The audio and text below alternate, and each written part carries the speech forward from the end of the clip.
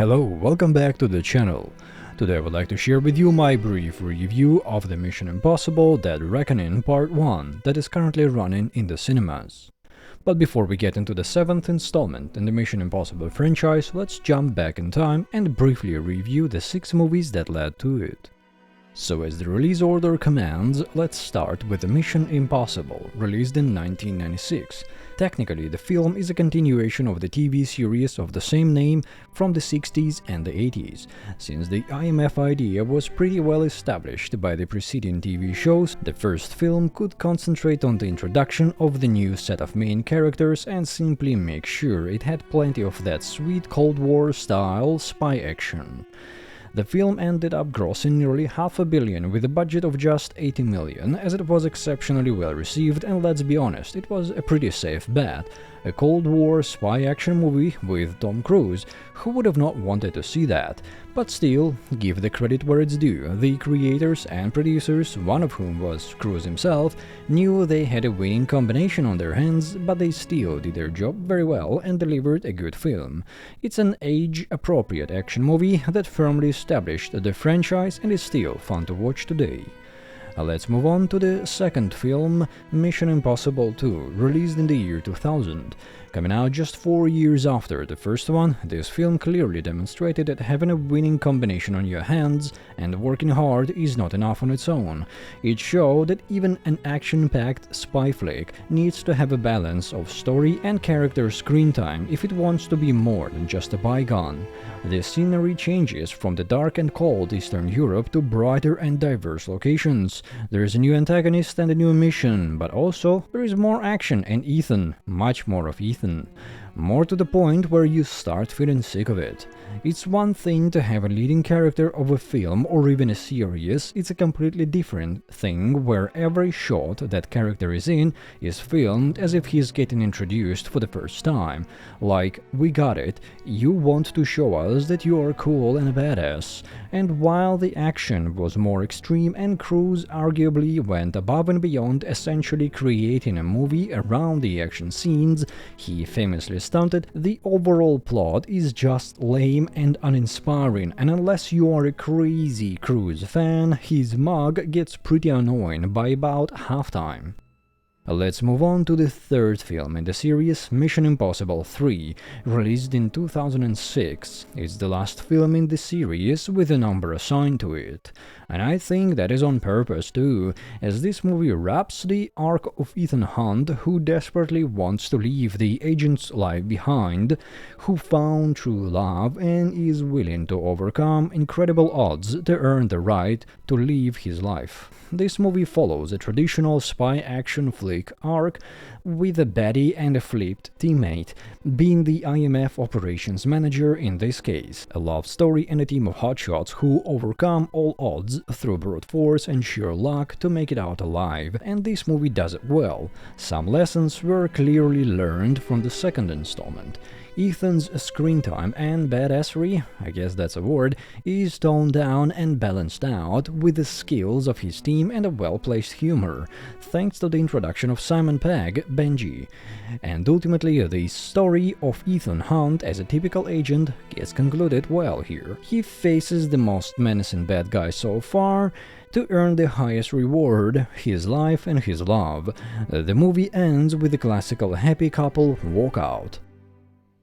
On to the fourth movie, and what is effectively a rebirth of both the series and the main character, Mission Impossible Ghost Protocol, released in 2011.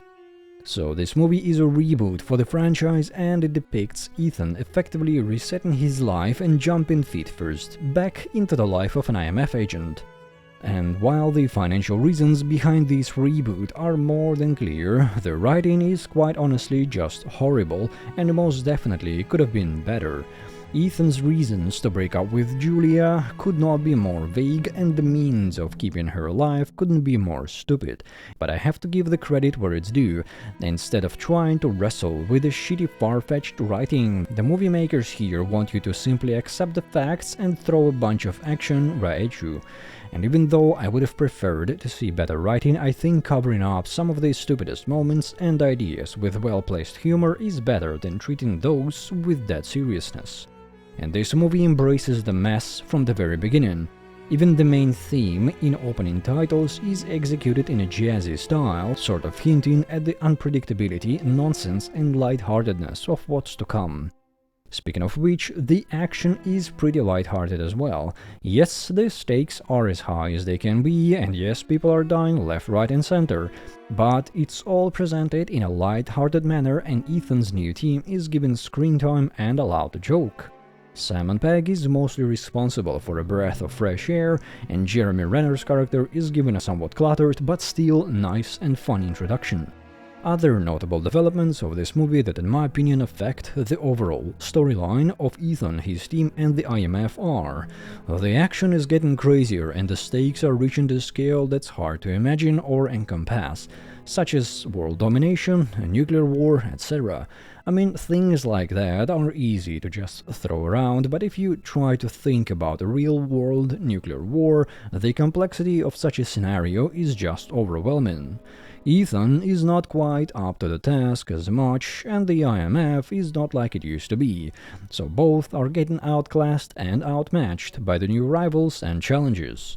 Some of the made-up tech is not just from another realm, but is clearly badly thought through, like the sticky gloves. Forget about the stickiness of the outer palm section. How the hell does the thing not simply slip off your hands? At the end of the day, this movie is as turbulent as the story tries to portray. It takes everything we know about Ethan Hunt, his team and the IMF, grinds it all through a jumbled up mess of a crisis situation, and whatever and whoever comes out of it will clearly be moving in a new direction. Everything will be bigger and better. We can only hope that at least the writing will not be as messy and poor. On to the fifth movie in the series, Mission Impossible Rogue Nation, released in 2015. Ethan now has a persistent team with characters that are fully part of the main storyline and are not just episodical. The intro credits indicate a more intense and serious tone for this installment. We immediately jump into an action scene where Ethan has to pull a crazy stunt to save a situation while accompanied with his team's funny antics. So the team is on a roll, but when Ethan goes for the next mission brief, he gets ambushed and we meet the Syndicate. And this is the tone of the movie. IMF is once again under investigation by the Senate and by CIA, while the stakes are getting to the level of worldwide conspiracy theory. Ethan gets to meet his true match, Ilsa Faust, a badass agent who's stuck between the rock and a hard place, and their love story gets started with some serious fire.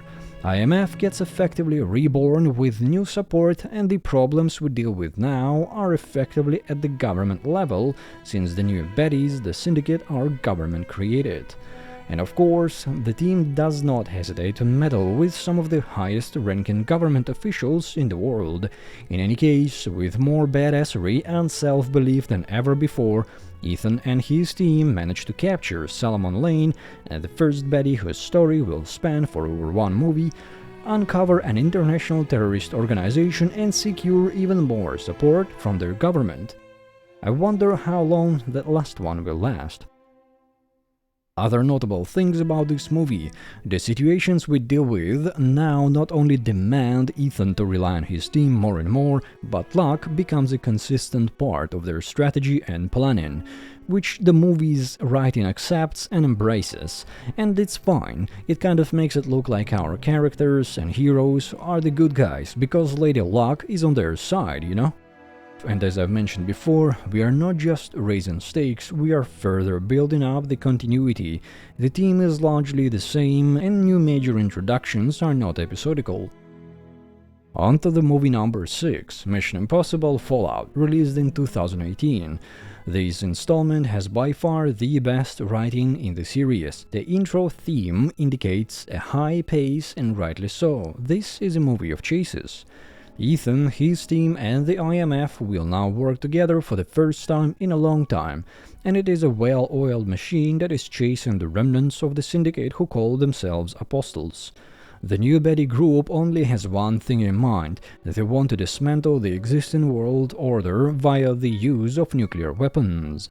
Though our bad guy Solomon Lane had already been apprehended, his plan continues to develop. But then you might wonder, if Ethan, his team and the IMF all work together and well, who can stand even a remote chance against them? Well, it's our good old friend, the CIA, arguably the laziest and the most annoying part of this movie. So most of this movie consists of Ethan and Agent Walker's antics, which are funny when the two simply have to work together, like the super high altitude jump or the restroom fight scene. But not so fun when one figuratively takes his mask off, or while the other runs full blast for 10 minutes, jumps from a second story and across multiple roofs, and all without breaking a sweat. And though the movie started with everyone and everything working well together, towards the end of it, our team is more isolated than ever before, and the entire US government and the CIA infiltrated by the Apostles. The final standoff happens in a remote and stunningly beautiful location, where a lot of characters are brought together in a culmination of a number of story arcs. The final chase, of what feels like 20 of them, involves helicopters and a badass standoff between Henry Cavill, who by the way plays an awesome Betty, and Tom Cruise. Meanwhile, Ilse is having to choose between her own revenge and Benji, thus becoming a part of Ethan's team and by extension choosing to be with him rather than running again. Luther gets to play a loving grandma with Julia, Benji gets to be a liability in the field, but all with good-hearted intentions, and Ethan gets to close the chapter with Julia. The good guys win, with just a second to spare. The CIA is no longer their enemy, who knows for how long, and everyone has a good laugh at the end. Notably, there is no typical setup for the next movie. As we all know, the Apostles are still around and Solomon Lane, though defeated, is still very much alive. Now on to the 7th installment in the series and the main focus of this review, Mission Impossible: Dead Reckoning Part 1. The intro theme is very militaristic. We learn about a Russian submarine Sevastopol, captured by the rogue AI. The mission brief is very analog, and apparently some time has passed since the last movie. And the previous CIA director is now just a picture on the wall, and the new asshole is at the head. The mission is to capture Ilse, who pulled herself back into trouble/work and now possesses a part of the key that everybody wants. So far, Ethan's enemy's progression has been going from individual baddies to organized terrorist groups, then to state-sponsored evil organizations, and so now he faces his ultimate enemy, someone who betrayed him time and time again, his own state. And of course, the embodiment of that final enemy also has to be something completely next level. And what can be more next level than a nuclear war? Well, this movie believes that would be a virtual war. So the entity is created by the states, becomes sentient and starts to manifest itself. Every government is essentially scrambling to go analog and sends their agents to capture the keys to the AI to get to world domination. The movie's core idea is to demonstrate that the modern world is essentially digital and how interconnected almost everything is. However, Ethan and the team don't fully realize the extent of the entity's reach, and we see how their fancy technology is turned against them. So even they now have to go somewhat back in time with their approach. We get introduced to Haley Atwell, Grace, a new ally who is an international thief that gets pulled into this mess by the entity. I'm not quite sure why exactly, I might have missed the exact reason if it was stated in the movie, but in any case, she's neck-deep now into this crazy world of Mission Impossible. Ethan and Grace don't really look well together on the screen when they first meet in the airport. There is just something off in the entire sequence for me, but their chemistry improves starting from the chase in Rome. There is a fair bit of fun, crazy antics and badassery, which the Mission Impossible chase sequences are very well known for. It is notable that this movie prioritizes flair over sense or reason. We also get a new menacing antagonist and a sidekick.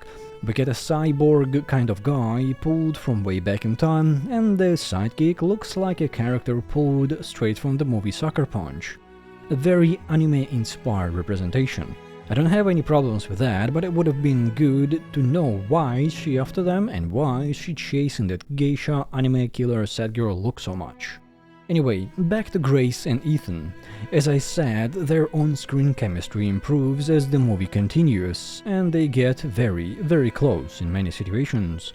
I understand she's supposed to be under his wing, his new record, like a child of sorts, but to me it looked a bit off. Ethan just lost Ilse and they seemed to have a relationship, so going after Grace so soon is very not typical for his character. But also you can see Grace as his daughter that he never had, as they get way too close and personal for that. And that's what I kind of don't understand about this new duo. We know Ethan very well, of course, and we know what to expect of him. Grace is portrayed as someone with a dark past and who is making her way in the criminal world. If she survived that long and made it that far, I would expect her to be a bit more competent. I think the balance of Grace being who she claims to be and having to step up to the task is a bit off. But that is common, I guess, if you want to share screen time with Mr. Cruz in his franchise. Anyway, the movie is as always full of chases, high-stakes action, badass stunts, and with a compulsory BMW promotion of course. But the wider conflict is largely unresolved as we reach the end of the movie, and we've been clearly informed by the title that it is just Part 1. So the notable main storyline items are: IMF is dead and the government is now the enemy.